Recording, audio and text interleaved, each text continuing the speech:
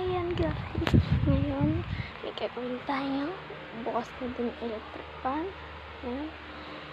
Tapos guys, kuhanin natin to. Ayan. Ayan, kinuha na natin. Tapos papakita ko sa inyo mga laman. Ayan. Ayan siya guys. Ayan, makikita sa madilim. So ayan guys, ito ang first kong ito, may naman siya ayan. STW pala siya guys. Yan. Yan.